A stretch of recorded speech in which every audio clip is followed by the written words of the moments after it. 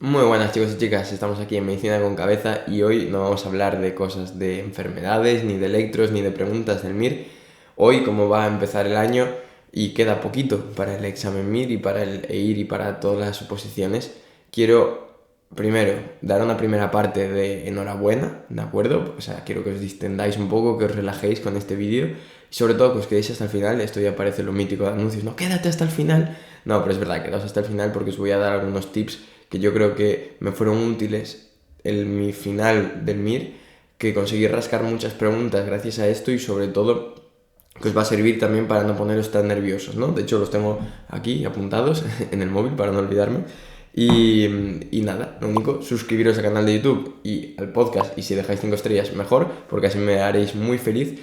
Y la primera de las cosas que quiero transmitiros es que tenéis que estar orgullosos y orgullosas de vosotros mismos.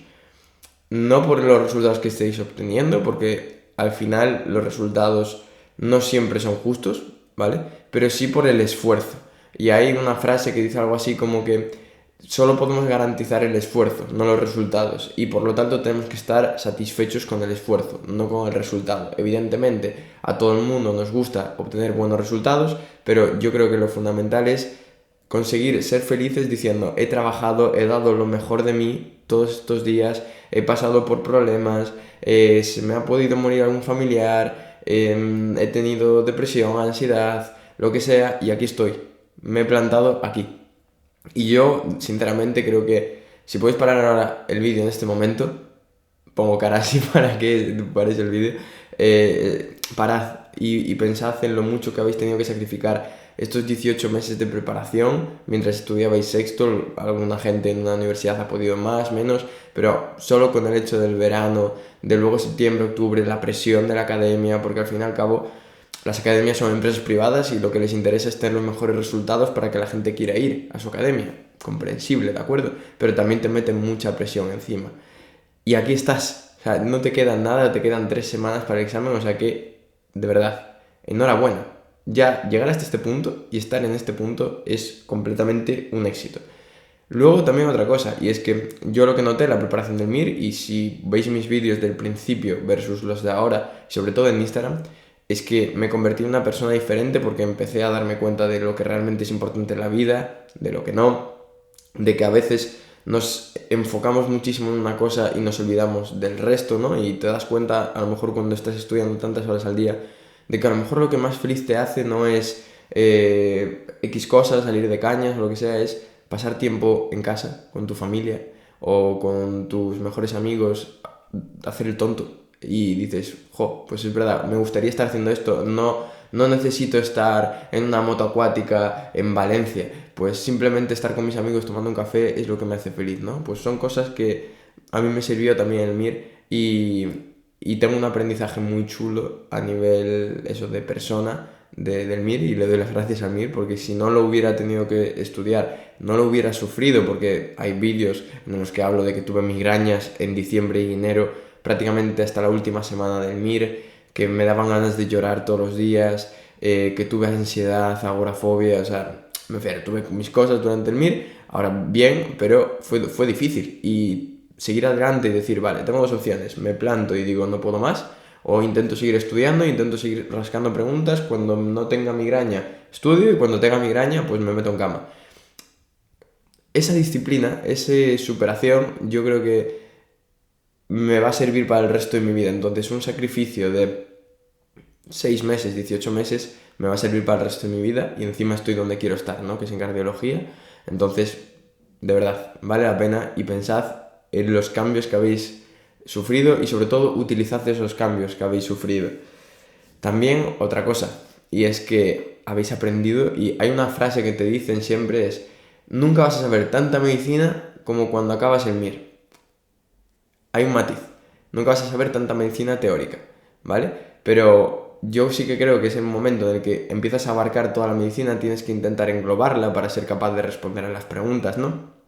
Y, y entonces te sientes útil y dices, va, puedo relacionar esto de cardio con esto de mato, con esto de neuro. De hecho, eso va a ser una cosa de la que voy a hablar luego, aquí con la pizarra. Pero es verdad, habéis aprendido muchísimas cosas y espero que hayáis conseguido la ilusión por aprender, que es lo que yo tengo a día de hoy y es por lo que sigo estudiando mientras soy residente y es una cosa que me motiva en mi día a día, porque al final tienes que encontrar cosas en tu día a día que te motiven y a partir del 21 de enero empieza una nueva vida y en esa nueva vida vas a tener el trabajo que va a ser bastante cansino, ya empezaré a hacer vídeos sobre las guardias, pero tienes guardias que son bastante agotadoras, al día siguiente de la guardia pues estás cansado y tienes que conseguir cosas que dentro de tu trabajo, dentro de la medicina, que tiene muchas cosas bonitas como ayudar a la gente y que la gente pues veas que valora pues que los tratas bien, pero también tiene cosas malas. Y si encima consigues que te guste estudiar, que te guste la medicina, no solo el trato al paciente y el ayudar a la gente, sino el hecho de estudiar, vas a tener mucho ganado. Y yo creo que ahora en el MIR es el momento, porque tienes tanto conocimiento reunido, entendido, porque se entiende bastante las cosas durante el MIR, que si lo sigues aprovechando vas a ser un gran profesional o una gran profesional, sobre todo vas a ser muy feliz, ¿vale? Entonces, solo sentidos orgullosos y orgullosas, pensad en la persona que os habéis convertido y no dejéis nunca de aprender, salga como salga el MIR, el EIR, el FIR, el PIR, da igual.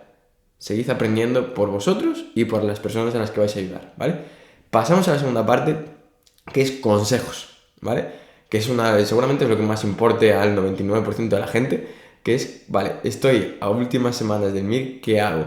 Entonces, a mí una de las cosas que más me sirvió es que me dijeran, mira, puedes aprender un 2%, un 3% más de conceptos en estas 3 semanas, respecto a los 6 meses o 18 meses que ya llevas a estudiar.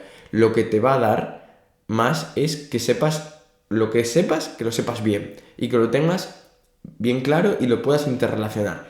Voy a poner aquí ya en la pizarra, tengo ya el boli con pilas nuevas porque es que tiene unas pilas raras, son 4As que no hay casi en ningún lado. Entonces, yo lo que os voy a decir es que interrelacionéis. Que ya lo tengo dicho en algún blog de estudio, ¿no? Pero interrelacionar, fundamental. ¿Y con esto a qué me refiero? Me refiero a que os volváis un poco locos y locas y es que paréis media hora, porque la tenéis, es mejor que paréis, yo creo que esta media hora que os voy a decir que estar estudiando, y os paréis, cojáis muchas palabras, que uno de mis mejores amigos, que se llama Rafa, suerte en el MIR, lo hace, tiene un bol con muchísimas palabras y muchísimos conceptos y entonces lo hizo, a partir de que yo se lo dije, los interrelaciona. Por ejemplo, estenosis aórtica, ¿de acuerdo? Entonces empiezas a pensar en la estenosis aórtica. La válvula aórtica no se abre bien, ¿de acuerdo? Y eso puede dar, por ejemplo, una insuficiencia cardíaca porque el corazón tiene que asumir muchas presiones para conseguir bombear la sangre, insuficiencia cardíaca, crepitantes, ahí lo repasas. La estenosis aórtica, esto ya es una fricada mía, pero cada uno tiene sus fricadas, se relaciona con las angiodisplasias de colon, ¿de acuerdo? En el síndrome de Hyde. ¿Y qué son las angiodisplasias de colon? Son que los vasos del colon son más finitos y a veces pueden llegar a sangrar. Entonces puede ser una de las posibles causas de anemia en personas mayores, sobre todo. ¿Vale? La anemia en personas mayores. Y aquí tienes muchas opciones para seguir interrelacionando. Puedes ir a diferentes tipos de anemia, por ejemplo. Tenemos las anemias en función del volumen corpuscular medio y tendríamos las de menos de 80, que sobre todo sería la ferropénica y las talasemias. Y aquí podrías relacionar con que la anemia ferropénica, por ejemplo, tendrías que mirar la saturación de transferrina, la ferritina, etc. En las talasemias, pues podrías hacer una electroforesis de las cadenas de la hemoglobina y así saber si es alfa, beta, etc. Luego las normocíticas, que serían las de 80 a 100, que habitualmente son de enfermedades crónicas. Y las macrocíticas, que aquí puedes hablar del hipotiroidismo, ¿de acuerdo? Y dentro del hipotiroidismo ya veremos, pero quiero que estos 3-4 minutos os deis cuenta de cómo estudiaba yo y cómo intento hacer ahora. Hipotiroidismo, pueden ser déficits de vitaminas, puede ser alcoholismo, ¿de acuerdo? Entonces, aquí ya tienes muchísimas cosas, porque por ejemplo, en las personas mayores, una causa de sangrado, estamos hablando de angiodisplasias de colon que sangre, es la colitis isquémica. La colitis isquémica básicamente es que hay disminución habitualmente del gasto cardíaco por diferentes causas. Puede ser, por ejemplo, una isquemia mesentérica crónica, puede ser, por ejemplo, que tengamos una hipovolemia y entonces el colon se inflama y sangra. Entonces lo que vas a tener que hacer, por ejemplo, para tratar la colitis isquémica suele ser aumentar este gasto cardíaco. Vale, eso sería una de las posibles causas.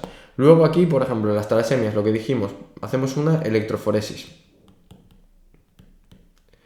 Aquí en el hipotiroidismo, ¿vale? ¿Cómo podemos detectar el hipotiroidismo? Pues sería primario, secundario, etc. Dentro del hipotiroidismo, ¿qué vamos a tener que dar? Vamos a tener que dar hormonas. Hay que hacer reposición con hormonas y podemos tener un hipotiroidismo pues porque hayamos tenido una radiación, puede ser un hipotiroidismo autoinmune, ¿de acuerdo? Etcétera. Entonces, así empezamos a relacionar. Dentro del déficit de vitaminas, por ejemplo, la anemia perniciosa es una causa, ¿de acuerdo?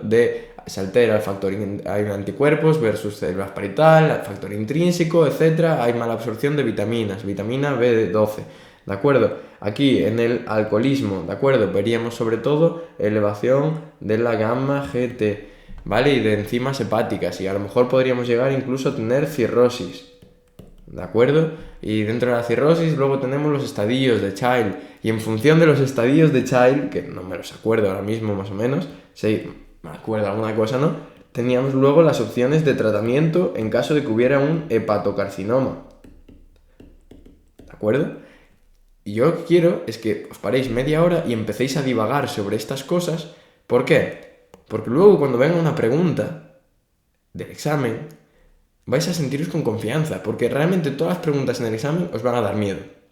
A mí todas me daban miedo porque cada pregunta cuenta y cada pregunta puede ser una potencial causa de que consigas o no tu plaza. Y eso nos da miedo, es así. Que diga que no, es un genio o una genia y tiene un superpoderes, ¿vale? Pero da miedo. Entonces, si tenéis claro que sabéis muchas cosas, porque yo al hacer esto ahora aquí delante de la pizarra no lo tenía preparado, solo tenía preparado esta parte de la estenosis aórtica, me he dado cuenta de que todavía recuerdo bastantes cosas. Pero también te sirve para conseguir confianza. Voy a ponerlo aquí, confianza. Ya le he dado un botón que no debería darle, un segundito, a ver si consigo que vuelve, ¿vale? Confianza, y vais a ver los puntos débiles. Esto es una muy buena forma para evaluar los puntos débiles. Por ejemplo, ahora yo estaba aquí con el alcoholismo y digo, era la gamma GT la que se elevaba en el alcoholismo, ¿no? Creo que sí, pero lo voy a repasar, ¿no? En el hipotiroidismo digo, pues no lo tengo tan fresco, ¿no? Todo el hipotiroidismo, pues puedo repasarlo. Así también os dais cuenta de cuáles son esos puntos débiles que podéis repasar, ¿vale? Esto es lo primero, interrelacionar. Y no os digo que estéis todo el rato, ¿vale? Os digo que estéis 30 minutos haciendo esto y vais a notar que vuestro cerebro va a empezar a funcionar de otra forma, ¿vale? Y aquí ahora quiero ir a otra cosa, que es lo de las debilidades, que acabo de decir, los puntos débiles. Vale, no sé qué acabo de hacer. Debilidades, perdón. Debilidades. Madre mía. Mi cerebro sí que está débil. Vale. Ahora en estas 3 semanas que os quedan más o menos, lo que quiero es que las cosas que veáis importantes, por ejemplo, siempre que hay una pregunta de hepatocarcinoma, manejo, pues tienes que saber manejarlo, ¿vale? Que no te sepas una enfermedad o un síndrome raro genético, bueno, la probabilidad de que caiga es mínima y si cae, muy poca gente lo va a saber. Pero las cosas que siempre cae, ¿vale? Las cosas que en teoría tienen que ser fáciles, son las que tenéis que acertar sí o sí. ¿Vale?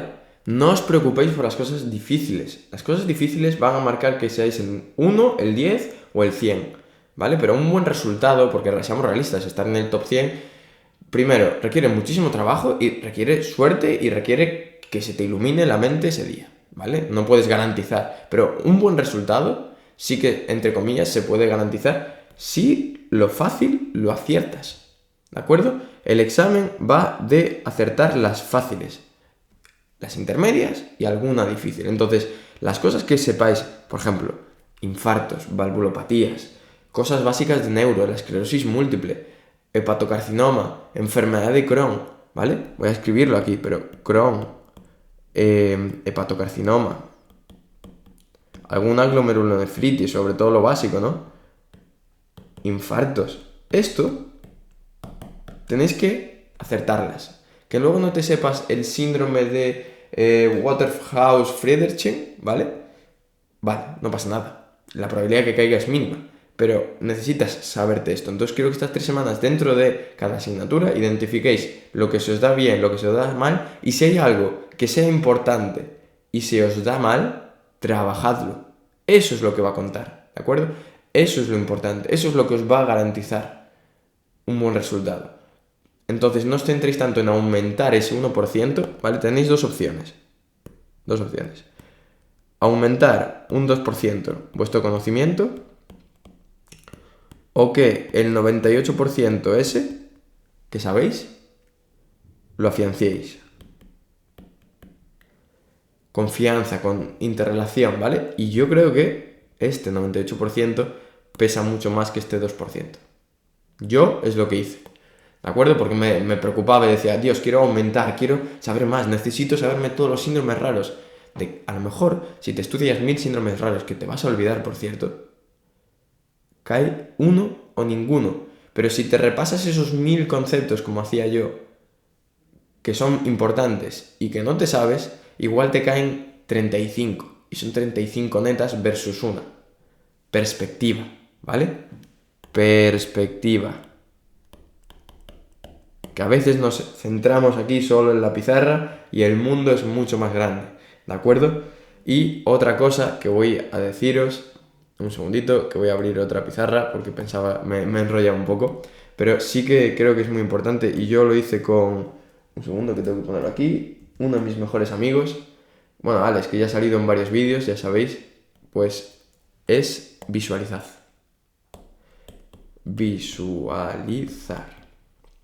Visualizaos estas 3 semanas yendo al examen, vistiéndoos, sentándose en el examen, cuando se entregan el examen, haciendo el examen y saliendo del examen. Imaginad todo. ¿Por qué? Porque así vamos a reducir la ansiedad. Porque os va a dar la sensación de que ya habéis vivido ese momento. Entonces, yo ya tenía clara qué ropa iba a llevar y qué iba a comer. Y además lo comimos una semana antes para ver que no nos sentara mal, etcétera, y todo eso. Y la ropa cómoda, ¿de acuerdo? No hay que ir súper arreglado, si quieres vete, pero vete cómodo, que es lo importante, son 4 horas y media sentado. Y visualizad, y nosotros lo visualizamos y pensábamos, voy a ir caminando por esta calle, voy a sentirme así, voy a estar satisfecho porque he conseguido llegar hasta este punto. Y parece una tontería, pero está demostrado que es útil, ¿no? Entonces visualizad antes de dormir, ¿de acuerdo? Y respirad. Esto os va a servir sobre todo para esto, para que cuando lleguéis al día no estéis temblando yendo al examen, porque da miedo, porque son muchas personas, por lo menos aquí en Santiago éramos muchos en la Facultad de Medicina. Conoces a gente que llevas a lo mejor un año sin ver porque ha estado en Asturias o ha estado en su casa preparando el MIR, y los ves y dices, Dios, estoy aquí. Y entre que te tardan en entregar el examen, dices, Dios, es el examen, entre comillas, más importante de mi vida y estoy aquí, ¿qué tal me irá? Etcétera. Y nosotros, pues, dentro que cabe, aunque luego me dio un ataque de ansiedad en el examen por preguntas chungas, que ya os conté que una pregunta chunga no marca nada, lo que lo marca son las fáciles que tienes que acertar, pero bueno, sí que me sirvió para estar tranquilo. Yo estaba en la sala del examen diciendo, me lo he ganado. Y eso es lo más importante. Y luego, si podéis, visitar el sitio. Ahora ya ha salido dónde se va a hacer los exámenes, más o menos ya se saben las aulas, si no me equivoco. Entonces, yo fui a ver el sitio con él y dije, esta va a ser mi aula. Esta va a ser mi aula. Aquí voy a hacer mi examen. Entonces, cuando ya sabes el sitio donde vas a estar, yo me senté en el aula, ¿de acuerdo? Me senté y dije, vale, es aquí. Aquí voy a hacer mi examen. Voy a mirar hacia esta zona. Al final no me senté en el mismo sitio, evidentemente, pero voy a estar mirando aquí y como que ya te creas ese precedente de decir, vale, no es nada nuevo, porque en la vida lo que suele dar miedo es lo nuevo, la novedad, ¿de acuerdo? Tú, si ya has saltado en paracaídas, la segunda vez que saltes, a no ser de que la primera haya sido traumática y casi no se te haya abierto el paracaídas, te va a dar mucho menos miedo. Es lo mismo que si haces por primera vez puenting, la segunda dices, bueno, ya lo he hecho y sé que la cuerda no se rompe en principio, ¿no? Pues esto es lo mismo, lo que da miedo es la novedad. Entonces, si tú has visualizado todo el proceso, ya no es nuevo. Y si encima has visitado el sitio, tampoco es nuevo. El resultado final, ¿cuál es? Que te vas a sentir mucho más cómodo o cómoda. Y esto no te va a dar un buen MIR, no te va a garantizar un buen MIR, pero sí que te va a permitir que tu cerebro, ¿de acuerdo?, funcione un poco mejor. Y ese poco mejor a lo mejor es la diferencia entre que tengas una pregunta clara y la respondas, y otra que dudes entre dos y que estés pensando en los nervios que tienes y entonces falles. Entonces, solo esas tres cosas. Visualizar, ¿de acuerdo?, el sitio del examen, interrelacionad y sobre todo trabajar las debilidades. Las debilidades que son fáciles. Los síndromes raros nos dan igual. Nada más, haré un vídeo para el día antes del MIR para intentar daros ánimo, pero sobre todo, si hacéis estas tres cosillas, yo creo que vais a conseguir mejorar bastante y aprovechar bien este último mes.